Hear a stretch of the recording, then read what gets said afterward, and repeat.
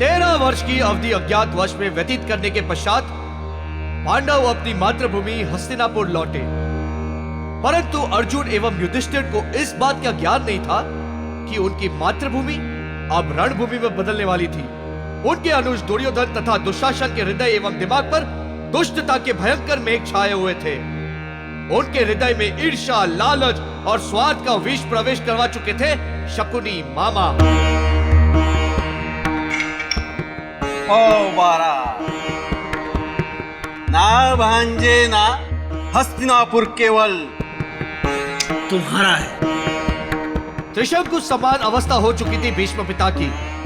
एक दिशा में कौरव और द्वितीय दिशा में पांडव। केंद्र में संकटमय परिस्थिति में था उनका हस्तिनापुर, परंतु समय के चक्र को कौन रोक पाया है?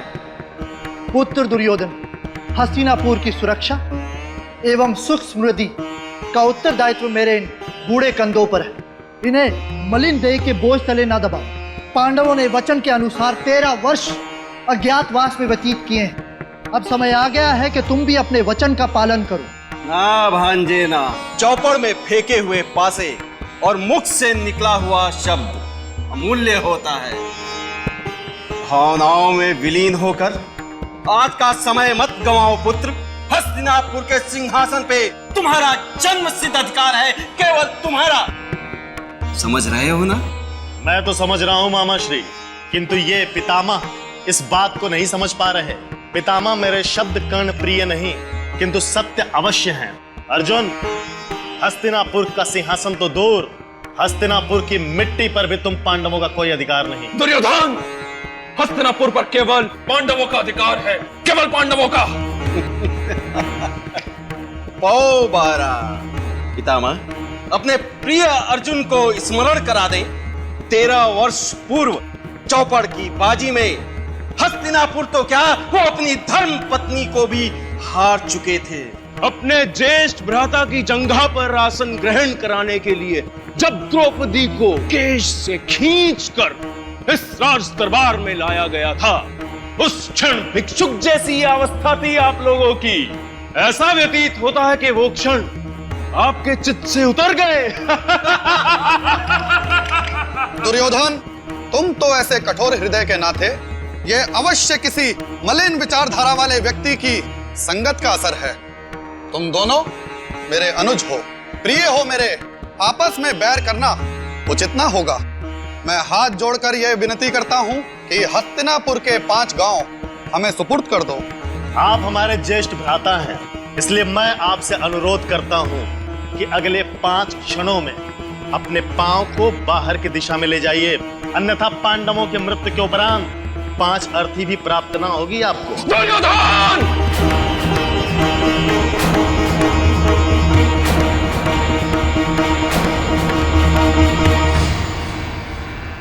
अर्जुन को तो गुस्सा आ गया पापा, अब क्या होगा? अब युद्ध होगा, युद्ध, वहां युद्ध। तुम अपनी सीमा पार करके अपनी मृत्यु को न्योता दे रहे हो। ना अर्जुन ना, अपने क्रोध पर संयम रखो। नहीं भ्राताश्री, नहीं, ये समय संयम रखने का नहीं है, आक्रमण करने का है। आप केवल अनुमति दीजिए। सुनो द्रोणाचार्य के प्रिय शिष्य अर्जुन, तुम अपने ये बाण और अपने भ्राताओं के साथ मुझसे युद्ध करोगे। तुम्हारे पास सेना का बल अवश्य है दुर्योधन, किंतु मेरे पास आत्मबल है। तुम्हारी मृत्यु तो निश्चित है, निश्चित। कार ने तुम्हारी बुद्धि को भ्रष्ट कर दिया। नाश काल विपरीत बुद्धि। युद्ध, युद्ध, युद्ध, आक्रमण! तत्पश्चात हस्तिनापुर की धरती पर कटौता के बीज बोए गए और शत्रुता की फसल काटी गई। अतः श्री महाभारत कथा।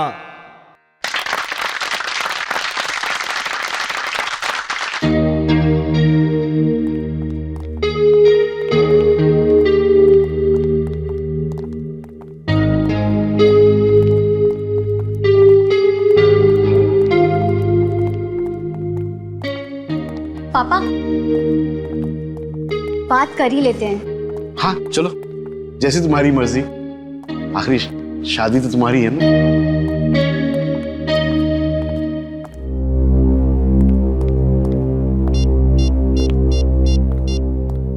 हेलो जी, नमस्ते सेठ जी, मुड्डू बोल रहा हूँ। सॉरी मैं आपका फोन उठा नहीं पाया। मेरा शो चल रहा था। हाँ हाँ सेठ जी, हम क्यों नहीं आएंगे? अरे सेठ जी, आपसे 1 लाख रुपए एडवांस ले चुके हैं, शो में क्यों नहीं पहुंचेंगे? समय अनुसार हम सब लोग सीरकपुर पहुंच जाएंगे। बस आपसे एक विनती है सेठ जी, आप मेरे कलाकारों के लिए वहां पर खाने पीने और रहने की व्यवस्था अच्छे ढंग से कर दीजिएगा। ओके सेठ जी। जी जी नमस्ते, नमस्कार।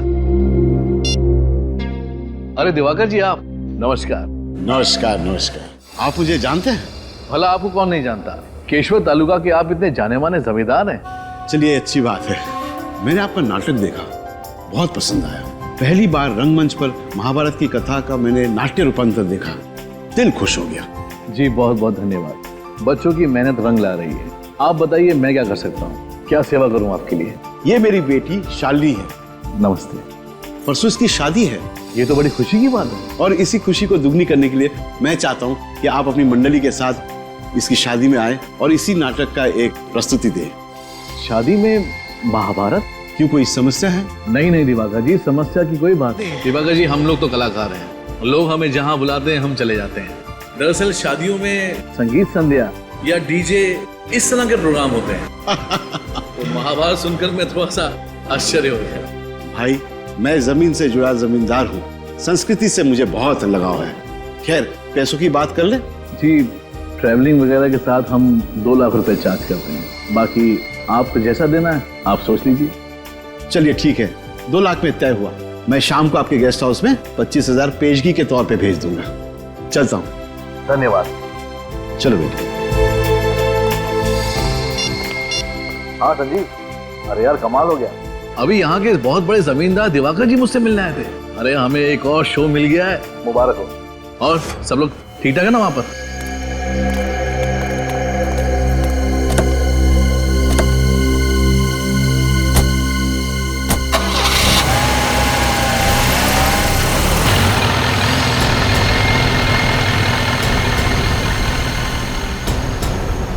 देखो, मैं तुमसे पहले भी कह चुका हूं और फिर से कह रहा हूं, ये सब काम अब मुझसे नहीं होगा। और आज रात को ही मैं यहाँ से वापस जा रहा हूँ। मुझे रोकने की कोशिश मत करना, वरना मैं तुम्हारी पूरी पोल खोल दूंगा। चाहे उसके बाद मुझे सजा क्यों न भुगतनी पड़े, मैं तैयार हूँ। समझे? समझ गया। तुम्हारे जैसे होनहार कलाकार को मैं खोना तो नहीं चाहता, मगर क्या करूं, जाने वाले को कौन रोक सका है। मतलब क्या तुम्हारा? दुर्योधन का वध वैसे तो भीम ने किया था, मगर अफसोस ये काम अब मुझे करना पड़ रहा है।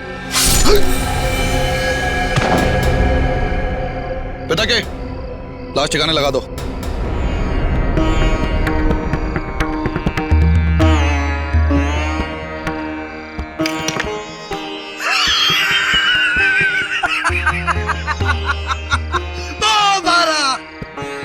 भांजे मेरे पास है, मुझे बता रहे हैं कि पांडवों की समक्ष धन संपत्ति पर अब तुम्हारा वर्चस्व होगा।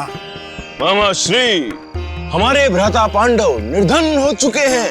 ऐसा प्रतीत होता है कि अब दांव पे लगाने को इनके पास कुछ भी शेष नहीं रह गया।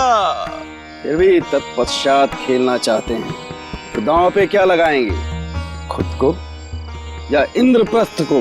दुशासन, यदि तुमने इंद्रप्रस्थ का उल्लेख भी किया तो परिणाम बहुत भयंकर हो सकते हैं। बल का प्रयोग हम भी भली भांति जानते हैं अर्जुन। शांत भांजे शांत, क्रोध केवल बुद्धि को नष्ट कर देता है।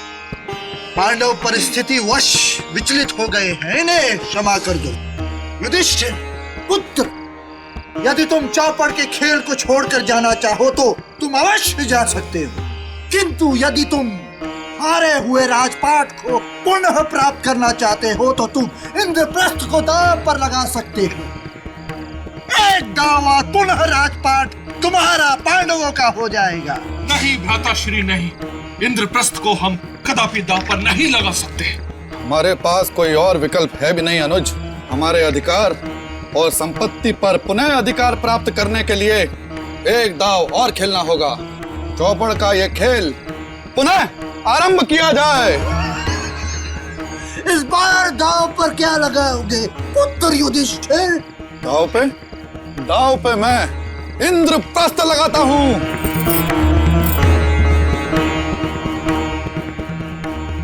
उफ, ये गहनों का वजन कितना ज्यादा है। सारी रस्में पूरे होने तक मैं इनका वजन कैसे झेलूंगी? दीदी, शादी करनी है, वजन तो झेलना पड़ेगा ना।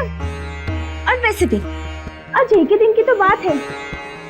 जब आपकी शादी हो जाएगी ना, ये सारे गहने ना मुझे दे देना। अच्छा, मैं इनके वजन झेलने के लिए तैयार हूँ।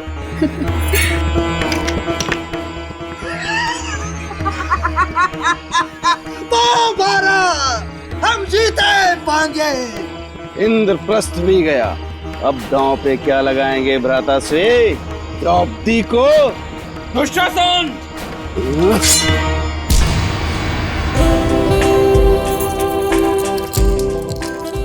तुम्हारा फोन रिंग हो। Hello caterer? हाँ तुम वही रुको, मैं अभी आती हूँ। दीदी कमरे से बाहर मत निकलना, मैं अभी आती हूँ। ठीक है, मगर जल्दी आना। हाँ हाँ हाँ। हेलो।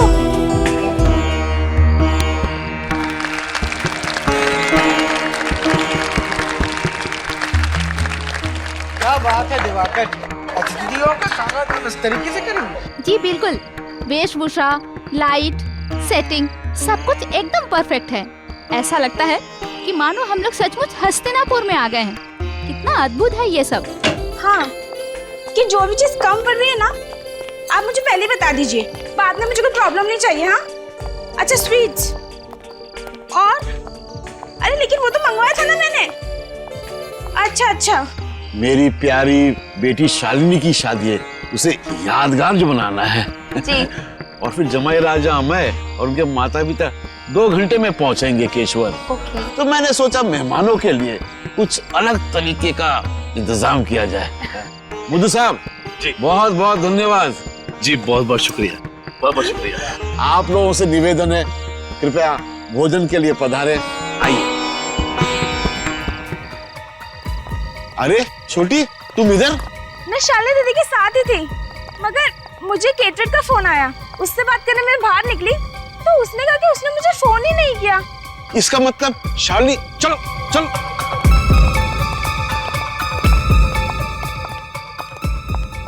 चलो चलो देखते हैं कहीं कुछ हो तो नहीं गया। शालिनी,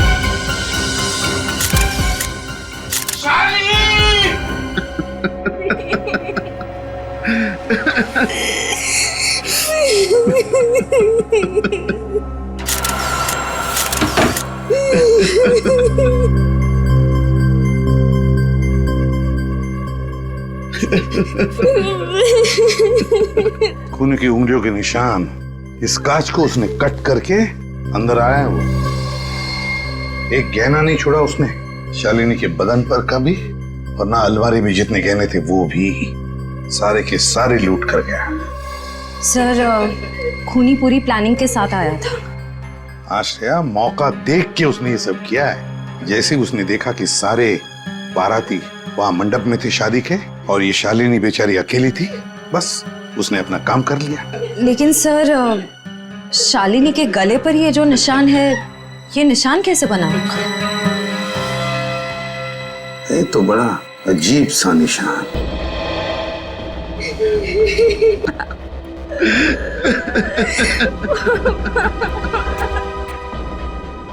बेटा, तुमने ही अपनी दीदी को आखिरी बार जिंदा देखा ना, और उसकी लाश भी। उसको पैसे और गहने चाहिए था तो मुझसे मांग लेता, मेरी जान ले लेता था। मेरी मासूम बच्ची को क्यों मार डाला? मेरी बेटी ने उस खूनी का क्या बिगाड़ा था? दिवाकर जी, मैं आपसे वादा करता हूँ कि जिसने भी ये किया है ना, उसे हम ढूंढ निकालेंगे, छोड़ेंगे नहीं उसे, कड़ी से कड़ी सजा दिलाएंगे।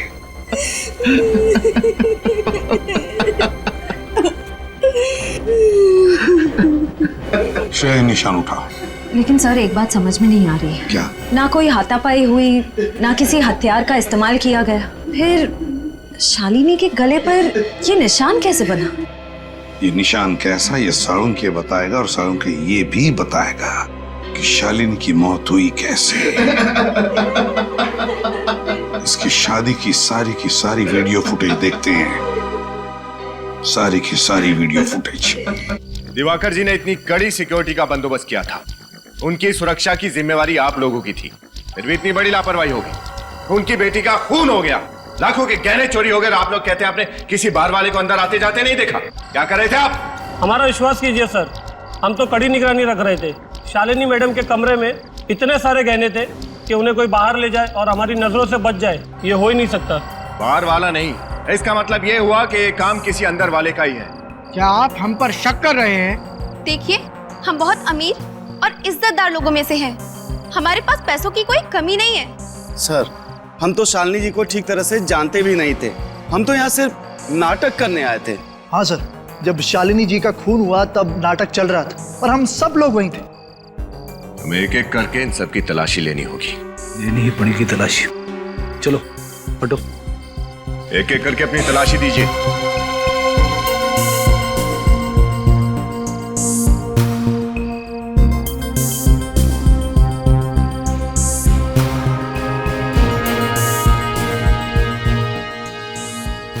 हाथ नीचे, सीधे खड़े, पर्स दिखाइए।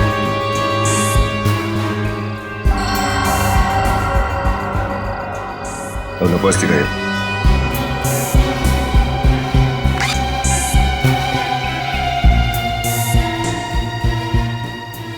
किसी के पास भी कुछ नहीं है। ये गहने गए कहाँ? शालिनी का खून किसने किया? मामला उलझता ही जा रहा है। सीआईडी वाले तहकीकात करने आए हुए हैं। अब सुबह तक यही इंतजार करना होगा। खतरा है, लेकिन कोई ना कोई रास्ता तो होगा। वक्त निकलता जा रहा है। श्रेया, शुरू करो। सब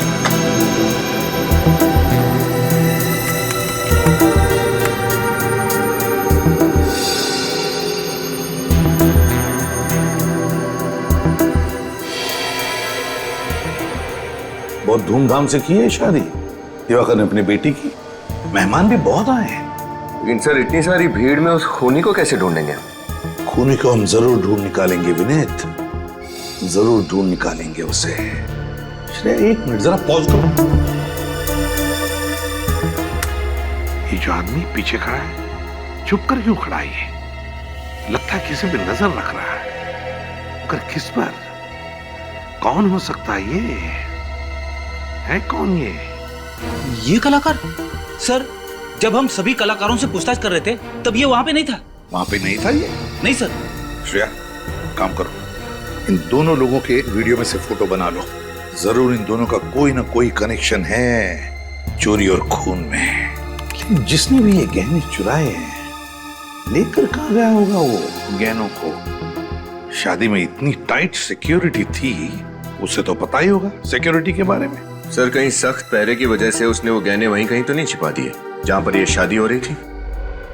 ये बात तो है सर। अगर वो गहने चुरा कर भागने की कोशिश करता तो पकड़ा जाता। लेकिन सर, हमने उस जगह का चप्पा चप्पा छान मारा था। गहने तो कहीं नहीं मिले थे और हमारा कांस्टेबल भी तो है वहां पर। एग्जैक्टली, हमारा कांस्टेबल भी तो था उधर। तो फिर कहां छुपा के रखे होंगे? मुझे नहीं लगता उसने शादी के मंडप में वो गहने छुपा के रखे हैं। मुझे तो लगता है उसने गहने घर के बाहर छुपाए हैं, जमीन के नीचे। आसान के बोल। पता चल गया कैसे मौत हुई लड़की की? देखिए बद्दू साहब, हम सब यहाँ केवल अपने शौक के लिए काम नहीं करते, अपना पेट पालने के लिए भी काम करते हैं। अगर आपने हमें हमारे पैसे नहीं दिए ना, तो हम सीरकपुर जाकर शो नहीं कर पाएंगे। अरे मेरे भाई केतन, तुम इतना गुस्सा क्यों हो रहे हो? और अगर तुम सीरकपुर नहीं आए तो फिर युधिष्ठिर का किरदार कौन करेगा? आप निभा लीजिए ना सर। युधिष्ठिर, भीम, अर्जुन, नकुल, सहदेव, सब आप निभा लीजिए सर। ये तुम क्या कह रहे हो? देखिए सर, बिन आहार कलाकार बेकार, हमसे नहीं हो पाएगा सर। हमें हमारे पैसे दे दीजिए। क्यों? हाँ, तुम सभी अच्छी तरह से जानते हो कि अभी हाल ही में दिवाकर जी की बेटी की मौत हुई है, और ऐसे हालातों में मैं उनसे पैसे कैसे मांग सकता हूँ? कैसे मांग सकता हूँ मतलब? हमें क्या पता कैसे मांगे सर। सर देखिए, हम मुफ्त में काम नहीं कर पाएंगे। हम भी नहीं करेंगे। अगर ऐसे ही चलता रहा ना सर, तो ये मंडली यही टूट जाएगी। मैं भी छोड़ के चला जाऊंगा। हम सब छोड़ देंगे। हम भी छोड़ देंगे।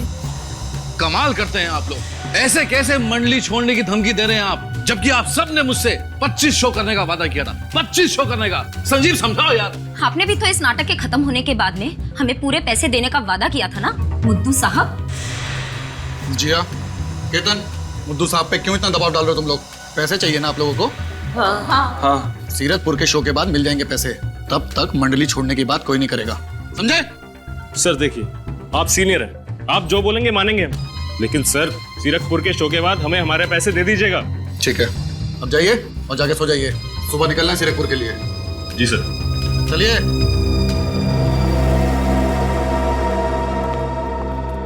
थैंक यू संजीव, ये सब लोग सिर्फ तुम्हारी बात सुनते हैं। आज के बाद तुम ही इन सबको संभालो। और हाँ, उस दिनेश को भी पता नहीं बिना बताए वो कहाँ गायब हो गया। कोशिश कर रहा हूं मैं। जाओ तुम भी सो जाओ। Good night. Good night.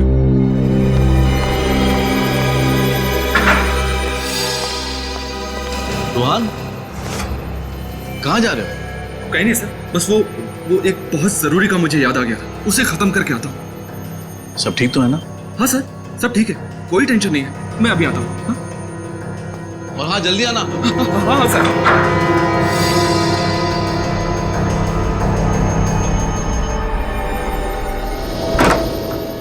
Solanki, क्या पता चला इसकी मौत के बारे में? बॉस, इस एक्सरे को जरा गौर से देखो, ये शालिनी के गले का एक्सरे है। सोलंकी, यार यहाँ पर क्या है ये? कुछ तो है इधर। एग्जैक्टली, इसके गले पर चोट लगी जिसकी वजह से इसके गले के आसपास की मांसपेशियां फट गई। सर, सिर्फ गला घुटने की वजह से किसी इंसान की ऐसी हालत हो सकती है? नहीं, सिर्फ गला घोटने की वजह से नहीं, कुछ और ही चक्कर है ना? बिल्कुल बॉस, इसके गले पर एक हल्की सी चोट का निशान है। इसी जगह पर इसके कंठ पर खूनी ने वार किया, जिसकी वजह से इसकी नस दब गई और कुछ ही सेकंड में इसकी मौत हो गई। तो क्या सर खूनी ने इसके गले पर मुक्का मारा या किसी भारी चीज से वार किया? नहीं श्रेया, अगर खूनी ने इसके गले पर किसी भारी चीज से या किसी नुकीली चीज से वार किया होता बॉस, तो इसका गला बुरी तरह से कट जाता, बहुत बड़ा जख्म बन जाता। लेकिन यहाँ इसके गले पर तो ऐसा कुछ नहीं। सोलंकी, अब पहेलियां बुझाना बंद कर और बता क्या हुआ है। ठीक, बताता हूँ क्या हुआ। ये रूमाल, इस रूमाल की वजह से इस शालिनी की मौत हुई। रुमाल से? हाँ सर, रुमाल से कैसे किसी का खून हो सकता है? मैं बताता हूँ कैसे हो सकती है। इस रूमाल पे मैंने पत्थर रख दिया और इसे ऐसे बंद करके जोर से घुमाया, इतनी जोर से घुमाया कि इसके अंदर की चीज सीधी जाकर के सामने वाले के कंठ पर लगी, इतनी जोर से कि उसके गले की नस दब गई। नस दब जाने की वजह से उसके दिमाग में ऑक्सीजन का पहुंचना बंद हो गया और ऑक्सीजन की कमी की वजह से उसकी मौत हो गई। यही सब कुछ हुआ इस शालिनी के साथ। बस ये एक बहुत पुरानी तरकीब है जिसका इस्तेमाल चोर किया करते थे किसी की हत्या करने के लिए। कमाल है सर, ना खून खराबा ना कोई हाथापाई और एक ही पल में इंसान की मौत। खून करने का पुराने जमाने का तरीका नए जमाने में। खूनी चाकू से वार कर सकता था, गोली चला सकता था, पर उसने इतनी पुरानी तरकीब का इस्तेमाल किया, क्यों? कोई तो वजह जरूर है श्रेया, कोई तो वजह जरूर है। सोलंकी, उन उंगलियों के निशानों के बारे में क्या पता चला जिन पर खून लगा हुआ था? एक मिनट। बॉस, ये जो निशान है दरअसल ये खून नहीं है। खून के निशान नहीं है? नहीं, मतलब ये सिंदूर है। ये निशान सिंदूर के हैं? तो क्या खूनी हाथों पर सिंदूर लगा के गया था खून करने के लिए? सर, हो सकता है कि खूनी कोई औरत हो, क्योंकि कोई आदमी भला अपने हाथों पर सिंदूर क्यों लगाएगा? लगाएगा, कोई आदमी अपने हाथों पर सिंदूर जरूर लगाएगा। याद करो वो वीडियो, शालिनी की शादी का वीडियो।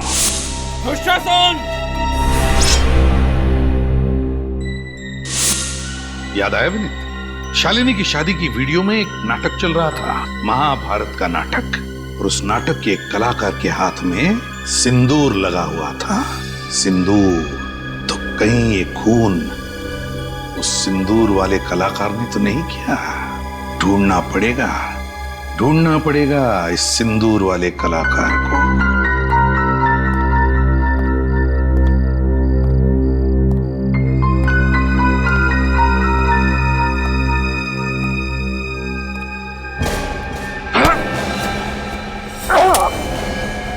माफ कीजिए कांस्टेबल साहब, लगी तो नहीं?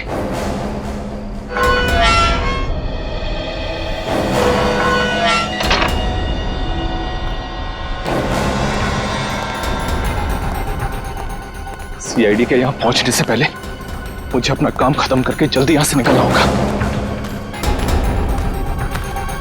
ये रहा।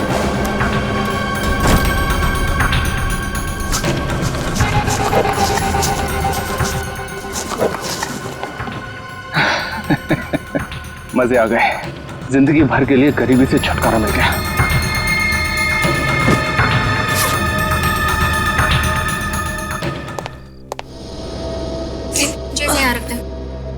भाई अलीना, सब तैयार है? हाँ, सब तैयार है। गाड़ी भी आते ही होगी हमें ले जाने के लिए। 9 बजे तक पहुंच जाएंगे हम लोग। संजीव, अरे यार संजीव, बचा ले मुझे यार। क्या हुआ? अरे वो रूहान एंड वक्त पे वो हमारे साथ ऐसे कैसे कर सकता है? अरे ठीक से बताइए ना मुद्दू साहब, क्या किया रूहान ने? ब्लड प्रेशर बढ़ा दिया मेरा। उसकी हिम्मत तो देखो, सुबह 5 बजे मुझे फोन करके बोलता है कि मुद्दू साहब बस अब मैं जा रहा हूँ, वापस कभी नहीं आऊंगा। भला ये कोई बात हुई? मतलब ये कि रूहान ने भी हमारी नाटक मंडली छोड़ दी? हाँ संजीव, ये सब क्या हो रहा है? पहले दुर्योधन गया और अब अर्जुन भी। सीरकपुर में हम अपना नाटक कैसे करेंगे? सुनो, वो तुम्हारा कलाकार कहाँ है जिसके हाथ में सिंदूर लगा हुआ था और वो अर्जुन का किरदार निभाता था? बुलाओ उसे। वो तो रूहान है। हाँ रूहान, बुलाओ उसे। कैसे बुलाएं उसे सर? हम उसे नहीं बुला सकते। नहीं बुला सकते क्या मतलब? बुलाइए उसे। सर, क्योंकि वो नाटक मंडली छोड़कर जा चुका है। क्या कहा? तुम्हारा ग्रुप छोड़कर चला गया? वो चला नहीं गया है, भाग गया है वो, समझे? भाग गया। सर, लगता है इस रूहान ने ही शालिनी का खून किया है और उसके गहने भी चुराए। रूहान का कमरा कहाँ है? आइए सर, ये कमरा है रोहन का। अच्छा, ये रोहन का कमरा है? जी सर। उसका कोई रूम पार्टनर था क्या? कोई रहता था उसके साथ इस कमरे में? कोई नहीं सर, रोहन यहाँ पर अकेले रहता था। रोहन अकेले ही रहता था? ठीक है, कमरे को अच्छी तरह से छान मारो, एक एक कोना। मिनट, इससे बाथरूम चेक करो। Yes sir.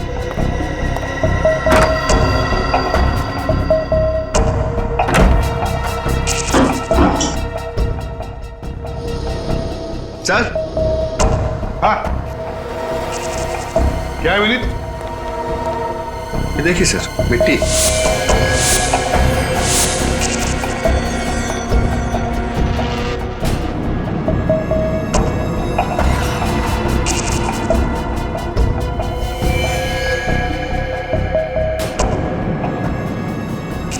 मिट्टी का पानी? ये क्या? ये तो कीचड़ है। बेसिन में तो पानी है ही नहीं। क्या बीच में पानी गया था क्या? जी सर, थोड़ी देर के लिए बंद था। पानी बंद हुआ था, इसका मतलब है रूहान बाहर से आया था, शायद गार्डन में से, हाथ पैर धोने के लिए। गार्डन में से मतलब समझ गए तुम लोग? यस सर, एक बात तो पक्की है, रूहान ने वो गहने वहीं बागीचे में छिपाए हैं। हाँ, बगीचे में, जमीन के नीचे। लेकिन अब तक वो गहने ले नहीं जा सका होगा। हमारा कांस्टेबल जो तैनात है वहां पर।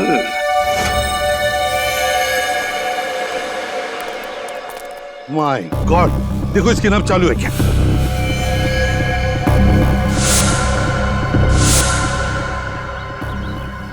जिंदा है सर। एम्बुलेंस बुलाओ जल्दी। जिसका डर था वही हुआ है। गार्डन की तरफ चलो।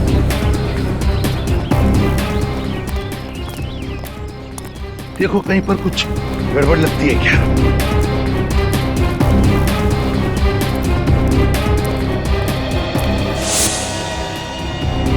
जूतों के निशान। ये क्या? यहां भी है। ये देखो, इस तरफ जा रहे हैं। ये देखो, देखा? वहां पर मिट्टी खुदी हुई है। अब देखते हैं।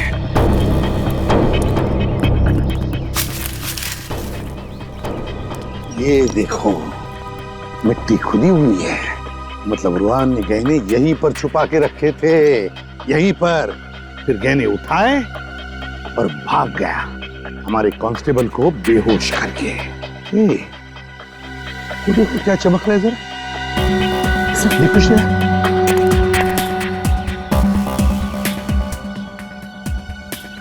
जरी का टुकड़ा? सर, हाँ?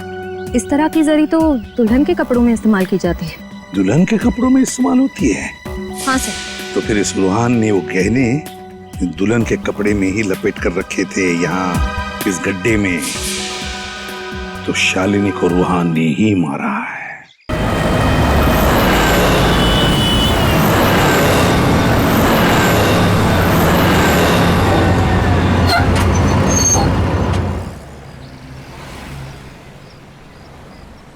चलो भाई पहुंच गए सीरकपुर और ये रहा हमारा डाक बंगला। आ जाओ भाई सब लोग। मुद्दू साहब, पता नहीं हमारी नाटक मंडली को किसकी बुरी नजर लग गई है। ये दिनेश अचानक गायब हो गया और ये रूहान, चोरी और कत्ल का इल्जाम है उस पर। सीआईडी भी ढूंढ रही है। क्या होगा हमारे नाटक का? अब किसी ने सपने में भी तो नहीं सोचा था ना कि रूहान एक अपराधी निकलेगा। देखो भाई, केशवर में जो कुछ हुआ उसे भूल के अपने काम पे ध्यान दो। रात गई बात गई। लेकिन हाँ संजीव भाई, आज रात में जो 7 बजे का शो है उसका क्या होगा? तो क्या होगा? लाइट, साउंड और स्टेज की जिम्मेदारी हमारी है और उसे हम अच्छे से निभाएंगे। क्यों? और जगह भी चेक कराएंगे। लेकिन हाँ मुद्दू साहब, बतौर मैनेजर की जिम्मेदारी तो आपको अच्छे से निभाइए। मुद्दू साहब, एक ही कलाकार क्या अर्जुन भी बनेगा और शकुनी भी? अरे अपने साथ साथ आप हमारा भी मुंह काला कराएंगे। कम से कम कलाकार का तो इंतजाम करके दीजिए। अरे यार संजीव कलाकार है, कोई भाजी तरकारी नहीं कि मार्केट गए और पाव किलो और किलो के हिसाब से ले आए। मैं कोशिश कर रहा हूँ ना यार। चल आओ सब आओ। सर, इस किट्टू पाने वाले को पूछ के देते हैं, शायद इसे कुछ पता हो। जी कहिए साहब, हमारा ही नाम किट्टू है। हम लोग सीआईडी से हैं। सीआईडी? हाँ सीआईडी। इस फोटो को ध्यान से देखो और बताओ, इस आदमी को देखा है कहीं? इसका नाम रूहान है। इसे आखिरी बार नीले रंग की पैंट और हरे रंग की कमीज में देखा गया था। तो बताओ, क्या तुमने इस आदमी को देखा है? क्या तुम जानते हो इसे? हाँ साहब, इस आदमी को कैसे नहीं पहचानूंगा मैं, जानता हूँ मैं इसे। कहाँ देखा? साहब आज ही देखा है। कितने बजे? आज सुबह ही, यही कोई लगभग 9 बजे आया था साहब। 9 बजे? जी हाँ 9 बजे। तुम्हें तो पता ही होगा ना, तुम्हारे यहाँ के जमींदार दिवाकर जी की बेटी का खून हुआ। जी हाँ मुझे मालूम है। तो हमें इस आदमी पर शक है कि उनकी बेटी का खून इसने किया है। इस आदमी ने खून किया है? हाँ। क्या तुमने इसे अकेले ही देखा या फिर इसके साथ कोई और भी था? नहीं साहब, वो तो अकेला ही था। और क्या बता सकते हो इस आदमी के बारे में? हाँ साहब, उसने मुझसे पूछा था कि केशवर बस स्टॉप से सबसे पहली बस कितने बजे निकलेगी। केशवर बस स्टॉप, पहली बस? इतने सारे लोग तुम्हारे यहाँ पर आते होंगे खरीदारी करने के लिए, ये रूहानी तुम्हारे दिमाग में कैसे बैठ गया? याद कैसे नहीं रहेगा साहब, वो आदमी बहुत ही अजीब था। मतलब? देखिए साहब, उसकी वजह से मेरे यहाँ पे चोट भी लगी है। ये चोट कैसी लगी तुम्हें? क्या उसने तुम्हें मारा था? नहीं साहब, मारा तो नहीं था। तो फिर कैसे लगी? जब आखिरी बार आया तब। ये लो साहब। अरे ऐसे क्या चिल्ला रहे हो? हाथ पे लगा है, गर्दन पे नहीं लगा है। अगर गर्दन पे लगता ना तो तुम्हारी मौत भी हो सकती थी। ये तो बहुत ही खतरनाक है। 15 मिनट में बस स्टॉप से पहली बस मिल जाएगी आपको। ठीक 6 बजे निकलती है बस। हाँ हाँ शुक्रिया शुक्रिया, जा रहा हूँ। और हाँ शुक्र मनाओ कि जा रहा हूँ, वापस लौट के नहीं आऊंगा, वरना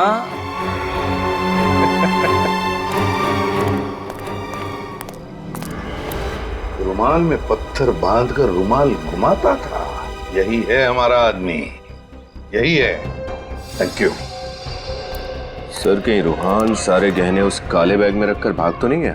सारे गहने लेकर भाग गया वो, मगर शहर की तरफ गहने बेचने के लिए। कलाभवन नाटक मंडली के कलाकार पर शक है मुझे। रूहान नाम है उसका, रूहान। हाँ, वो यहाँ से काले बैग में गहने लेकर शहर की तरफ आ रहा है, वो गहने बेचने के लिए। देखो हाथ से निकलने न पाए, उसकी फोटो भेज रहा हूँ मैं तुम्हें। गुड। और अभिजीत से कहना इस कलाभवन नाटक मंडली का पूरा इतिहास निकालने के लिए, पूरा इतिहास, सिर्फ रूहान पर नहीं, इस नाटक मंडली के सारे कलाकारों पर शक है मुझे। Okay? Keshwar bus stop, let's go.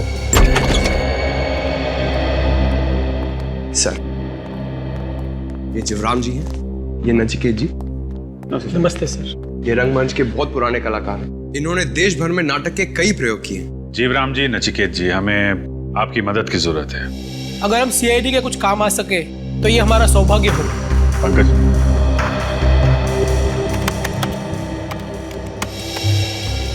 आप लोग ये फोटो देखिए, इसके बारे में क्या जानते हैं आप लोग?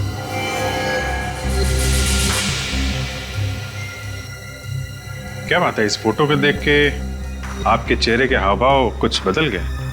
आप लोगों के चेहरे देखकर ऐसा लग रहा है कि आप इस नाटक मंडली के बारे में कोई गहरा राज जानते हैं। बताइए क्या जानते हैं आप? जी, कला भवन रंगमंच की बहुत पुरानी संस्था है। ये तो हम भी जानते हैं जीवराम जी। आप हमें ये बताइए कि आप ऐसा क्या जानते हैं इस मंडली के बारे में जिसे देख के आपके चेहरे का रंग उड़ गया। सर, हमारे नाट्य जगत का सुहाना काल चल रहा था, तब इस कला भवन के कलाकारों ने उस पर ग्रहण लगा दिया। कलाकारों ने ग्रहण लगा दिया? वो कैसे? जी, कलाकारों के रूप में बहरूपिये थे, बहरूपिये। कलाकारों के बेस में ये चोरों की टोली थी। ये क्या कह रहे हैं आप? कला भवन के कलाकार चोर थे? जी साहब। अच्छा, ये लोग सिर्फ छोटे शहरों में ही अपने शिकार करते थे या फिर बड़े शहरों में भी जाते थे? सर, सिर्फ छोटे शहरों में। और उनकी एक खासियत थी, वो नींद में लोगों का खून करते थे और उनके जेवर और पैसे लेकर गायब हो जाते थे। तो फिर ये लोग कभी पकड़े कैसे नहीं गए? पता नहीं साहब, हर बार बच जाते थे। और उस जमाने में ज्यादा पाबंदियां भी तो नहीं थी। उस जमाने में? ये कितने साल पहले की बात कर रहे हैं आप? ये सब 1890 की बात कर रहे हैं। 1890? कला भवन नाट्य संस्था का आरंभ 1890 में हुआ था। तब उसमें सिर्फ 5 लोग थे। धीरे धीरे संख्या बढ़कर 15 की हो गई। कुछ सालों तक चोरी करने के बाद अचानक एक दिन ये टोली गायब हो गई और फिर 1995 में फिर से कुछ कलाकारों ने मिलकर इसी नाम से संस्था शुरू की। लेकिन सर, आप कला भवन के बारे में इतने सारे सवाल क्यों पूछ रहे हैं सर? नचिकेत जी, कला भवन के कलाकारों ने कला भवन की घिनौनी कला फिर से दिखानी शुरू कर दी है। फिर से शुरू कर दी? जी हाँ। कल एक शादी में नाटक के दौरान उन्होंने दुल्हन का खून कर दिया और उसके गहने लूट लिए। आप दोनों एक बात बताइए, कला भवन के इतिहास के बारे में आपको इतनी सारी जानकारी कहाँ से मिली? नाट्य संग्रहालय में से। उसमें सभी जानी मानी संस्थाओं की जानकारी दर्ज की जाती है। दिवाकर जी की बेटी का खून और चोरी का तरीका उन्हें संग्रहालय से मिला होगा। सर, मुझे नहीं लगता ये मुमकिन है। क्यों? सर, क्योंकि वो संग्रहालय तो कई साल पहले बंद हो चुका है। सर, नाट्य संग्रहालय के बंद होने के बावजूद इन अपराधियों को लूटपाट और खून करने के तरीके के बारे में जानकारी कहाँ से हासिल हुई? जानकारी तो कहीं ना कहीं से निकाल ली होगी निखिल, लेकिन मुद्दे की बात यह है कि 1890 में कला भवन के कलाकारों ने खून करना और लूटपाट करना शुरू किया था और उन्हीं से प्रेरणा लेके कला भवन की इस नई टोली के किसी कलाकार ने शालिनी का खून कर दिया है। सुनिए। बोलो भाई। जरा अपनी मुंडी ऊपर करोगे? हम लोग सीआईडी से। इस आदमी को देखिए, क्या इसे आपने देखा है यहाँ बस स्टैंड पे? चेहरा कैसे याद रहेगा साहब? इस काउंटर पर इतने लोग आते हैं, कैसे याद हो सकता है? अच्छा, एक बात बताओ, यहाँ से जितनी भी बसें जाती हैं सुबह 9 बजे, क्या वो वापस लौटी है? देख के बताता हूँ साहब। लॉन्ग रूट की 4 बसों को छोड़कर सारी बसें आ चुकी हैं। ये जो बस आ रही है, क्या वो भी यहाँ से 9 बजे गई थी? हाँ साहब, ये 9 बजे गई थी। एक राउंड पूरा करके अभी आई। Thank you.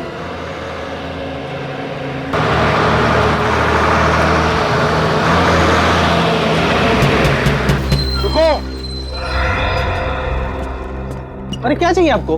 कौन है आप लोग? हम लोग सीआईडी से। एक बात बताओ, इस आदमी को जानते हो? जी साहब, ये तो वही आदमी है जो उस लड़की के साथ था। लड़की? कौन लड़की? कुछ बता सकते हो उसके बारे में?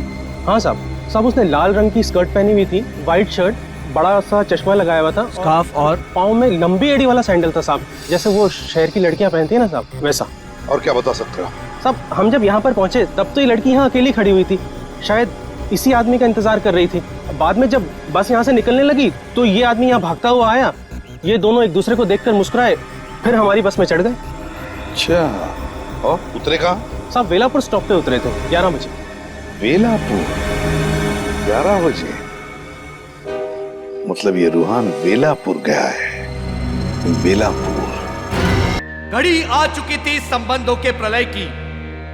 निश्चित करना था दानवीर करण को कि वो किसका समर्थक बने, अपने परम मित्र एवं संरक्षक दुर्योधन का या अपने सौतेले भ्राता पांडवों का।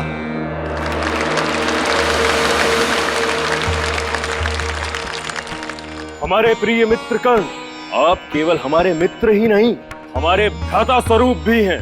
किंतु आज इन परिस्थितियों में हम आपसे एक प्रण की अपेक्षा रखते हैं, मित्रता के बंधन में बद्ध ना करते हुए। यद्यपि आपको कदापि अनुचित लगे तो अवश्य ही हमारे निवेदन को अस्वीकार कर दीजिएगा। प्रण ही नहीं, यदि प्राण भी मांगोगे तो कर्ण के कदम लड़खड़ाएंगे नहीं।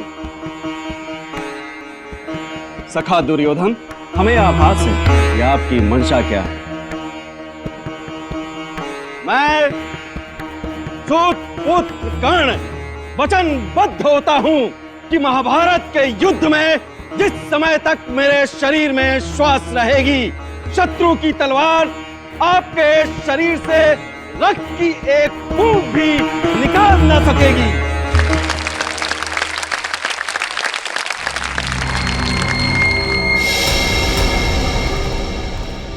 सर, इस गांव वाले ने फोन करके मुझे बताया कि यहाँ पे एक लाश गिरी है। उसके बाद तुरंत मैंने आपको फोन किया सर। ये देखिए सर, यही वो लाश।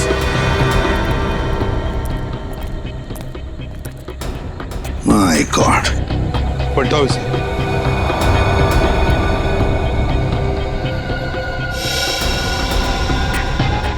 सर, ये तो रूहान है। अरे बैग खोलो।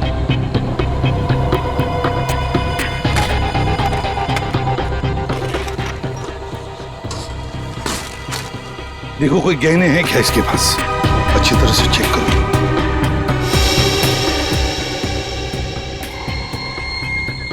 नहीं सर, इसकी जेब में भी कुछ नहीं।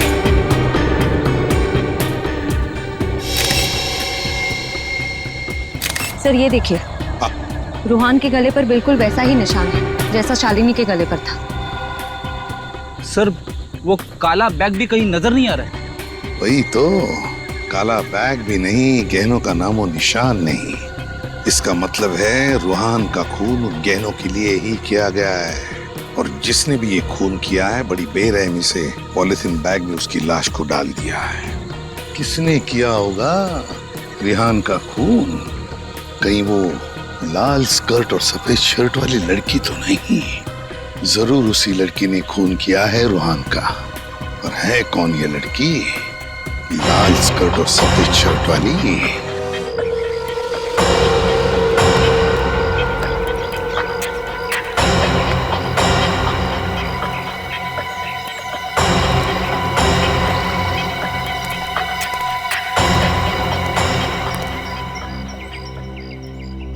सर। हाँ विनय। सर, रूहान की लाश को फोरेंसिक लैब भिजवा दिया सर। गुड। सर, हाँ, आसपास कहीं पे सुराग या सबूत भी तो नहीं है। अब कैसे पता चलेगा कि रूहान का खून किसने किया है? सुराग और सबूत नहीं मिला तो क्या हुआ फ्रेडी? गवाह तो हैं, लोगों की गिनती भी बढ़ गई है। किसी ने तो देखा होगा रूहान को और उस लड़की को। कौन सी लड़की सर? जिस लड़की की हम बात कर रहे हैं उसने लाल रंग की स्कर्ट पहनी हुई थी, सफेद रंग की कमीज, एक काला चश्मा लगाया हुआ था और स्कार्फ ओढ़ा हुआ था। मैंने नहीं देखा साहब। मैंने देखा था साहब। साहब जैसा हुलिया आप बता रहे हैं वैसे हुलिये वाली लड़की को मैंने देखा था। कहाँ देखा था उसे? मेरी चाय की दुकान के सामने एक बस स्टॉप है, वहां पे देखा था साहब।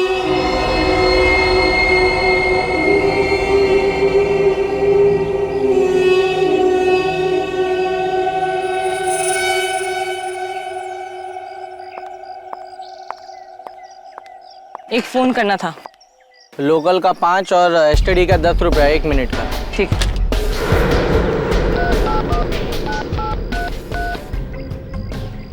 मेम साहब आपके पास मोबाइल है और आप यहाँ से फ़ोन कर रहे हो? तो अपना काम से काम रखो। हेलो, हाँ मैं बोल रही हूँ, मुझे माल मिल गया। मैं वेला पुल से निकल रही हूँ, 2 घंटे में पहुँच जाऊँगी। ये लो, छुट्टा देने की जरूरत नहीं है। अजीब लड़की है।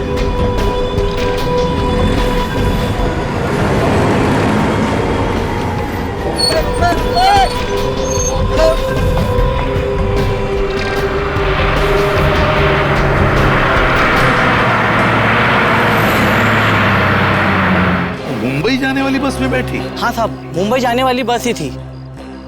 यही लड़की है, इसी ने रूहान का खून किया है, इसी लड़की ने। फोन पे माल की बात कर रही थी, इसका मतलब वो गहने भी उसी के पास है। लेकिन एक बात समझ में नहीं आई सर। क्या?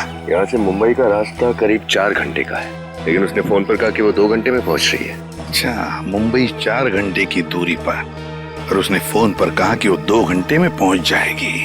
फ्रेडी, पता लगाओ यहाँ से मतलब वेलापुर से 2 घंटे की आसपास कितने शहर या गांव है, जल्दी। Yes sir. अच्छा, हमें तुम्हारी मदद चाहिए। तुम्हें उस लड़की के बारे में जो कुछ भी याद है, वो दिखती कैसे, वो हमें बताओ, हम उसका चेहरा बना देंगे। हाँ, मदद करोगे?